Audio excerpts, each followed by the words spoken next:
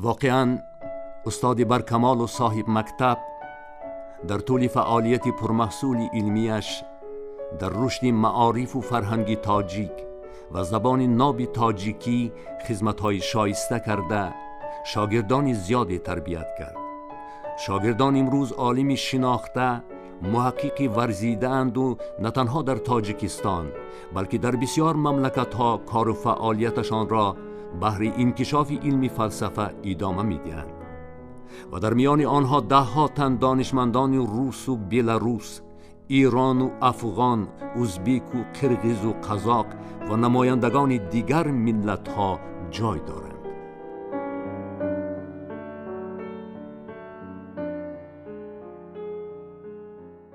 در شهر مسکو که یک از نگاه علم یکی از شهرهای پیشرفته زمان شاه معصومیوف، آنان همیشه مثلا عالمان جمهوری دیگر رو اعتراف میکردن و ما همیشه مقایسه میکردیم، تحلیل میکردیم کدام از عالمان ما در مسکو، یعنی در این کاریدورهای علمی خیلی شهر بزرگ مسکو مقام و مرتبه دارن و در همین ردیف همیشه نام استاد نورشویف در مقام بالا جا میگرفت.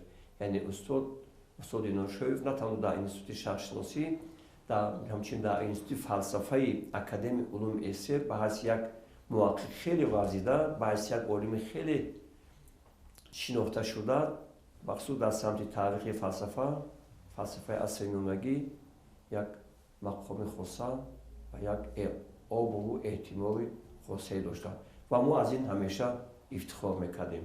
Мусоди Наршович как ученый, как мыслитель и как общественный деятель, и как философ, безусловно, он всегда присутствовал, но вот и в нашем общем московском, советском интеллектуальном пространстве, ну и в моем личном. Что касается его профессиональной деятельности, то это, конечно, один из самых ярких историков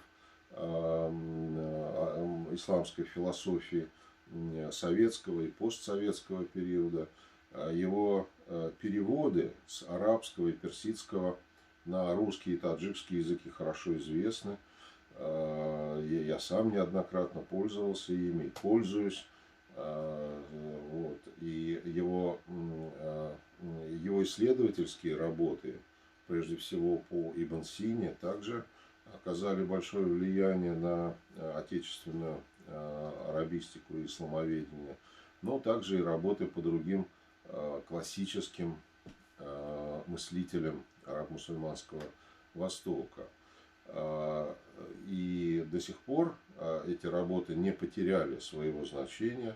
Мы включаем и переводы, и исследовательские работы Мусоди Наршовича и в наши учебные курсы, в наши программы, в наши учебники. То есть это вот то наследие, которое сейчас действительно по-настоящему работает в нашем интеллектуальном пространстве.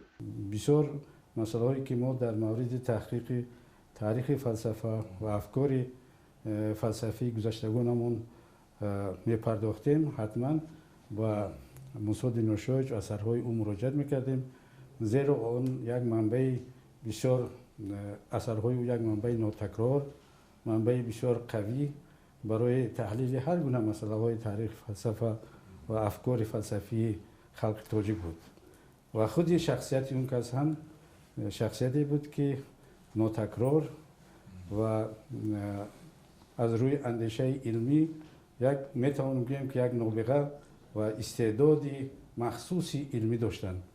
بنابراین هر چیزی که ما ایجاد میکردیم یا که هر چیزی که ما مراجعت میکردیم البته با تقویت فکری اون کس ایجاد میکردیم و به مردم میرساندیم یا انشا میکردیم، زیرا تا اگر فکری اون کس را در این ساحه نمیگرفتیم، قریب همه اونهایی که متخصص ساحه تاریخ فلسفه هستند آنها البته فکری استاد رو میگرفتند، فکری مصعود نورشویچ رو، چون که او یک شخصی از همه معتبر و اندیشه او اندیشه بسیار قوی در ساحه تاریخ فلسفه بود. او خودش نه تنها ایجادکاری اثرهای زیاد دایر به تحقیق فلسفه به شما می رود، بلکه داننده منبع‌های اساسی تاریخ فلسفه بود. خودش از عربی به تاجیکی و روسی بسیار سرچشمه ها رو ترجمه کرده بود و ماهیت آنها رو، مضمون آنها رو بسیار خوب میدونست.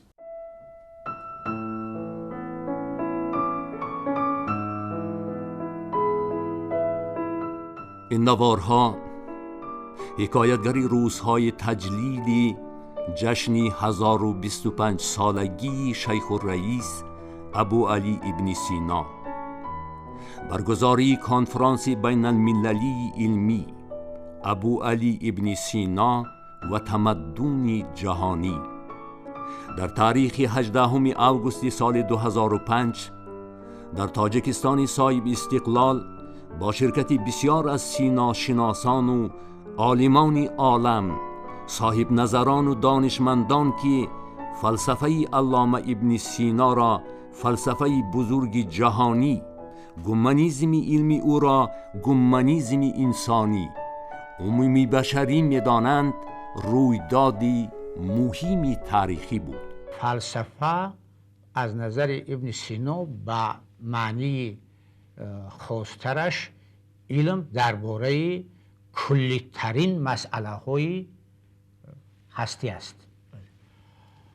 و این معنی فلسفه اساساً اون مسئله های رو بررسی میکند و می‌آموزد که در دیگر علم ها، مثلا در طبیعیات، در ریاضیات، در علم طب، در دیگر ساحه های علم اونها بررسی نمیشوند و آموخته نمیشوند و به همین معنی کلی ترین مسئله های فلسفه هستی چیست، زمان چیست، مکان چیست، خب آدم چگونه پیدا شده است، از کجا آمده است، هدف های انسان از چه عبارتند، دایره همین مسئله ها در مورد معنای خاص‌تر فلسفه در نظر داشته می شود.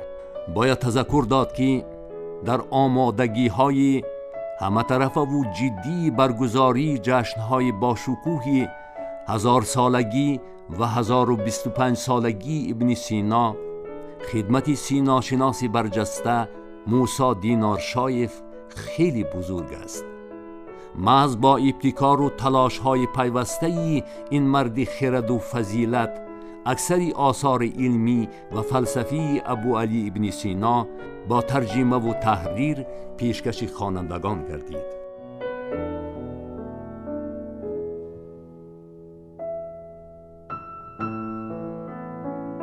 Его работы в основном были посвящены Авиценне. Значит, это очень важная часть философии, потому что Авиценна это не только врач, но одновременно величайший мыслитель. У него есть своя философская система. Более того, я когда встречаюсь с медиками, я тоже бывший медик, я многим из них говорю, что медицина у нас развивается, но, к сожалению, философия медицины отстает. То есть вот эти отрасли отдельные, они как-то у нас ушли, потому что все-таки, как бы чего бы ни говорили, философия выступает наукой наук. И философия определяет как бы методологию изучения различных наук, потому что философия изучает общие законы развития природы и общества. Авиценне я был знаком, значит, даже пытался читать каноны врачебной науки его, но я не был так хорошо знаком с Аль-Газали. Он посвятил достаточно много исследований Аль-Газали. Значит, у Аль-Газали есть очень хорошая книга «Наставления для правителей». Понимаете, вообще я даже когда стал руководителем Республики Дагестан, и у меня на столе была книга Аль-Газали. Сегодня не хватает Муса Динаршоевича.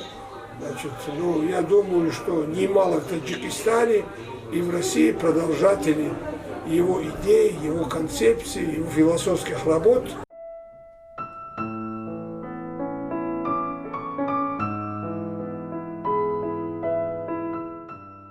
موسی دینارشایف با اثرهای بلندغایه و نگاشته‌های ماندگارش نه تنها در تاجیکستان بلکه در بسیار مملکت‌های عالم معروفیت و محبوبیت زیادی دارد. آفریده‌های موقلمانه و کتاب‌های نوشته، صدها مقاله‌های علمیش در نشریه‌های گوناگون به تب رسیدند و ده‌ها کتاب و مقاله‌های پرارزشی او با زبان‌های خارجه، خاصه زبان‌های روسی، انگلیسی و عربی چاپ شدند.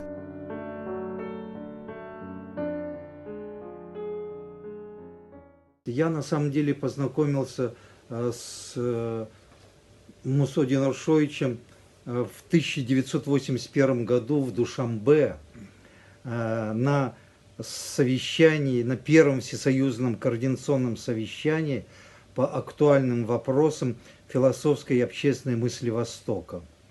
Это совещание, в котором принимали участие известные востоковеды. Это совещание проводил Институт философии, Институт востоковедения и отдел философии Академии наук Таджикистана. И вот на этом совещании я выступил с сообщением об Аль-Газали, о проблеме эманации. И после этого подошел ко мне Мусо Динаршович, представился. И мы с ним пообсуждали проблему перевода ряда терминов Аль-Газали, пообсуждали отношение Аль-Газали к Ибн Сине. У него в ряде работ замечательно об этом написано.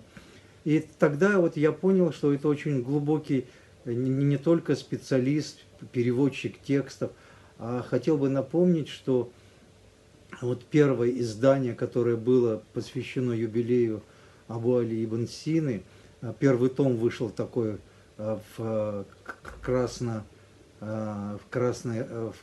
темно-красной обложке, и там жизнеописания и указания и наставления были в переводе как раз Мусо Динаршовича. Мне хотелось бы особо отметить его книгу по натурфилософии Ибн Сины.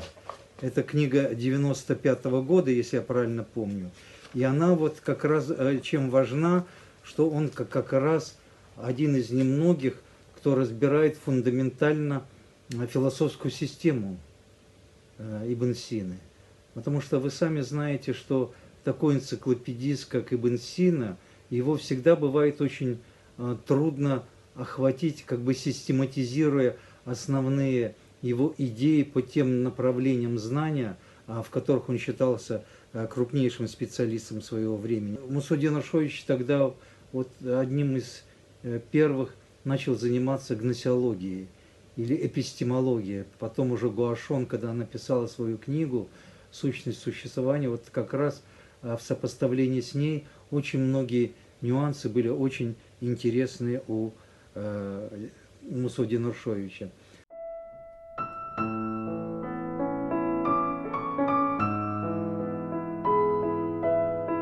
استاد موسی دینارشایف با بازیافت‌ها و تازه نگاشته‌های علمیش در بزرگترین سیمپوزیوم و کنفرانس‌های بین المللی در داخل و خارج تاجیکستان برگزار گردیده، از جمله فدراسیون روسیه و دیگر دولت‌های مشترک المنافع، عربستان و ایران، آلمان و ونگریا برآمدها کرده، از بزرگترین دستاوردهای علمی عالمان و دانشورزان تاجیک در دوره‌های گوناگون از تاریخ و تمدنی بای و پرغناوت ملت خویش و چهره‌های ماندگار علمی فلسفه شرق می‌گفت و با افتخار آثار پرحکمت رودکی و سینا، جلال الدین بلخی و نصر الدین طوسی و دیگر سرآمدان علم و ادب نیاگان را به زبان می‌آورد.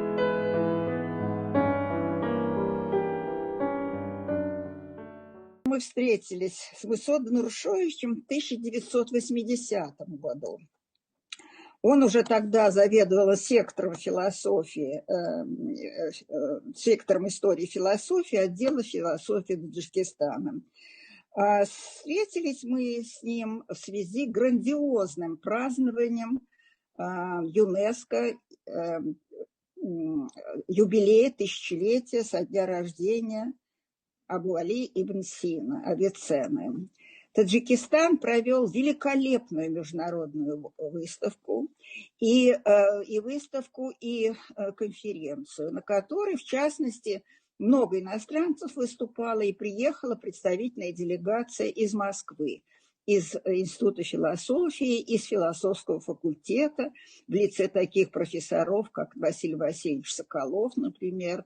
Вот. И с нашей стороны это было, конечно, Артур Владимирович Сагадеев, это Евгения Антоновна Фролова, я и так далее. Это была замечательная встреча. И очень серьезные были доклады. Конечно, тогда Мусода Нуршович был очень важной и ключевой фигурой в проведении этого мероприятия. В следующий раз я через 3 года приехала в Душанбе, это был 1983 год. Здесь проходило первое всесоюзное координационное совещание под названием «Актуальные проблемы философской и общественной мысли зарубежного Востока».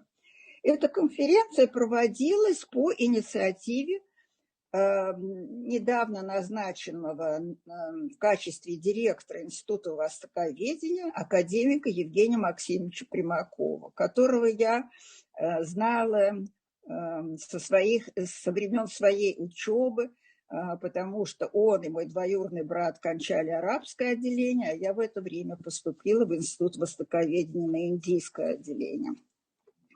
На этой конференции тоже были несколько человек из нашего института, из института, конечно, востоковедения, и очень видными, активными участниками конференции, организаторами были, опять же, Мусода Нуршович и Гафар Ашурович, вот из тех, кого я хорошо помню. Я неожиданно получила звонок из посольства Таджикистана в Москве, и мне было сказано, что я должна вылететь в Петербург. Это был 1999 год. Мы прилетели в Петербург, в Таврический. Мне присуждают орден Шараф. Я не могу его показать, потому что я его передала в музей Института философии, который в этом году будет праздновать столетие свое, и открывается музей. И я решила, что в музее должна быть награда. Я спросила Мусо, когда его встретила, небось, это вы меня рекомендовали? Ну, он так скромно, так вроде бы и согласился. Конечно, это был он. Он был человек очень, видимо, благодарный. И все, что хорошее ему делалось, он за это, видимо, отвечал рано или поздно. Делал это всегда не на показ, а так вот скромно и сдержанно, как он к этому привык.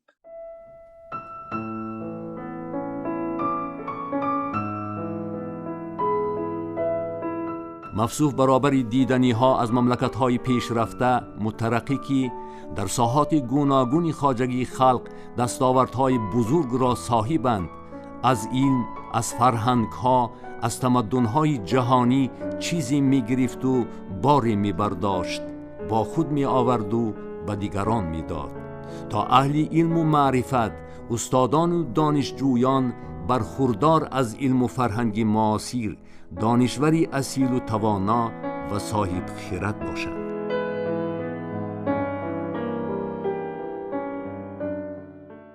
استاد عزیز ما در تحکیم رشد زیایی تاجیک زمان استقلال خیلی خدمت‌های ارزنده هم کردن. عموما خدمت‌های استاد خیلی فراخ است، خیلی دامنه‌دار است و ما می‌توانیم از چند پهلو به ایشان نزدیک شویم. اولا محصول علمی استاد، اون کار علمی تحقیقاتی استاد، اون نتیجه گیری‌های استاد نه تنها یک کار علمی تحقیقاتی بودن، نه تنها یک اثرهای علمی تحقیقاتی بودن، بلکه همچنین جنبه اخلاقی، جنبه معنوی هم داشتند. بخصوص در سمت خودشناسی مردم ما، خودآگاهی مردم ما، در سمت وطن دوستی و فرهنگ دوستی مردم ما نقش خیلی و خیلی ارزشمندی داشتند. بخصوص در زمان استقلال نوشته‌های استاد در درک آموزش، در شناخت فرهنگ و ادبیات و علم قدیمی ما و رشد علم و فرهنگ و ادبیات زمان استقلال ما یک نقش خیلی مهم ارزشمند داشته باشد. البته موسی دینارشویف از خود هم آثاری بسیار هم گرانبها گذاشتند و از همه مهم مکتب علمی استاد هست و آن شاگردانی هستند که امروز نیز در سمت هم فلسفه اجتماعی هم تاریخ فلسفه تاجیک در خود سمت‌های گوناگون فلسفه امروز با کار و ایجاد مشغول هستند و ادامه دهنده کار و مکتب موسی دینارشویف هستند. سال 2012 وقتی که من رساله علمی هم رو پیشنهاد کردم، همه به من گفتن که استاد دینارشویف بسیار شخصیت سختگیر است، بسیار چیز است. وقتی که ما یکم بار من شخصا پیش استاد در اومدم تاثیراتم تمام گشت. من رو همچون پسرم گفته قبول کردن و من راهنمایی کردن، توصیه ها دادن. محض به دستگیری آن کس من سال 2012 رساله نامزدی ام رو در رشته فلسفه اجتماعی حمایه کردم. حاضرم وقتی ماه اوگوست سال 2020 من رساله دکتری ام رو حمایه کردم. همون توصیه هایی که بعد حمایه همچون با جای آخر سخن استاد دینارشویف گفته بودن، من همون توصیه ها رو گرفته کار کردم و انکشاف داده یک رساله دکتریگر تهیه کرده. ما سر بلندانه حمایه کردم. در تهیه و تشکل همین رساله دکتری ما هم سهم استاد دینارشویف بغایت کلان است.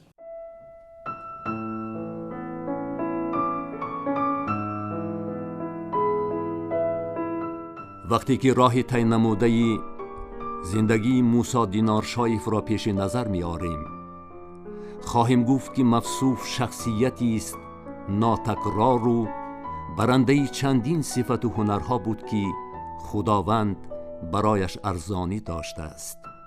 یکی از خدمت‌های شایان این فرزانه ملت استاد گرامی موسی دینارشویف این تهیه ترجمه آثار متفکران فارس تاجیک می باشد که استاد موسی دینارشویف توانستند با این شاهکاری خود آثار این متفکران را به عالمیان شناسانند.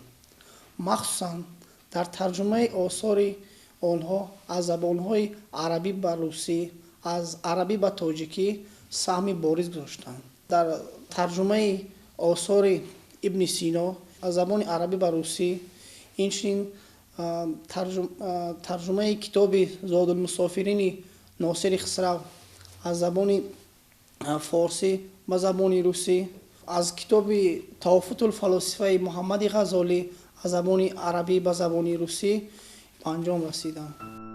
عالمی نکته‌یاب و تیزبین، راهبری لایق و شایسته و پرتوان و آینده نگر، یک چهره بی‌بدلی بود در حقیقت نگاری و حق تلاشی، عادلی و عدالت پیشگی و دیگر خصلت‌های حمیده انسانی.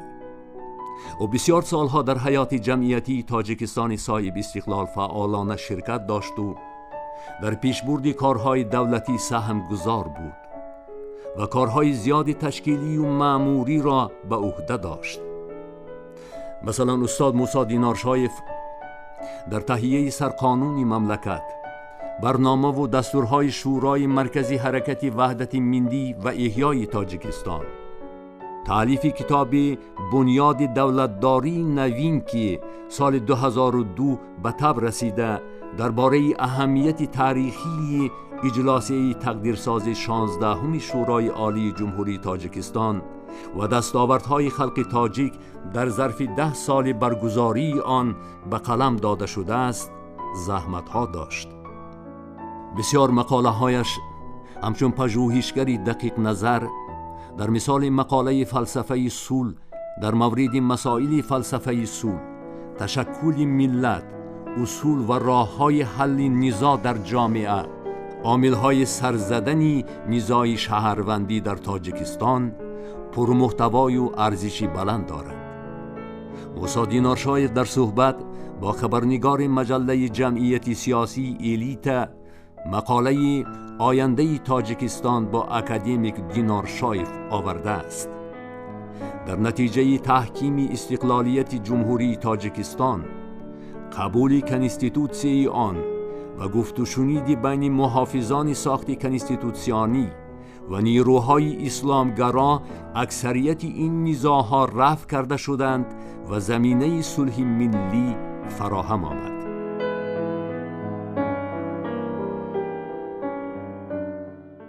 وقتی که ما فعالیت اکادمی علم‌های جمهوری تاجیکستان تحلیل میکنیم میبینیم که اولا ساختاری بسیار هم متمرکز اداره شونده ای اکادمی علم‌های جمهوری تاجیکستان در این دوره بواسطه پیدا می شود و تمام سندهای معیاری حقوقی به تنظیم درآورنده اکادمی ملی علم‌های تاجیکستان نیز در این دوره تهیه می شود و خود موسود نورشویف در فعالیت بواسطه تهیه سندهای معیاری حقوقی، نظامنامه، دستورالعمل‌ها خیلی فعال بودند و اکثر این سندها از طرف اون کس آماده و با قرارهای دختاری یا رسالت اکادمی علم‌های جمهوری تاجیکستان یا حکومت کشور به تصدیق می رسیدند و همه توانستند این سندها در راه رشد اکادمی علم‌های جمهوری تاجیکستان مساعدت کنند و همیشه در فکر آن بودند که علم تاجیک، علم اکادمی رقابت پذیر باشد، در عرصه بین المللی شناخته شده باشد و توسط علم ما توانیم تاجیک و تاجیکستان را معرفی سازیم.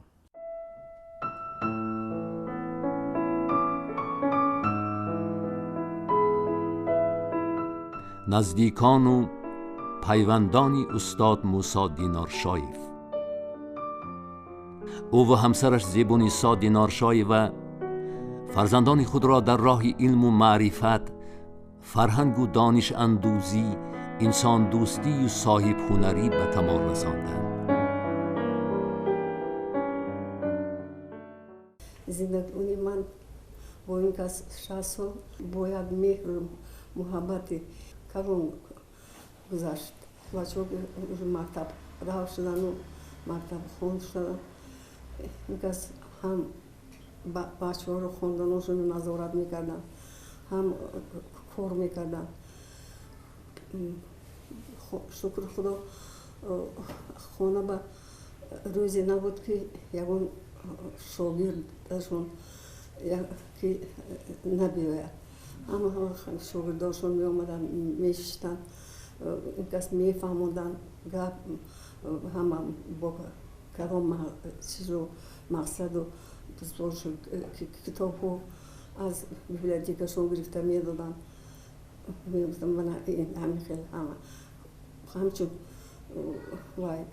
نوابسته با اون که کی نوابسته با اون مثلا از قزاقستان می آمدن تو خونه با تو یک در مهمان خونه مثلا جای گفتن جای وای این کس پیشنهاد میکردن که بخیر من همینجور امشب استید پگاه بعد مهمان خونه میرید. از مملکت بسیار آدم ها می آمدن. این کس کلمه نه گفتن این گپ نمیدانستن.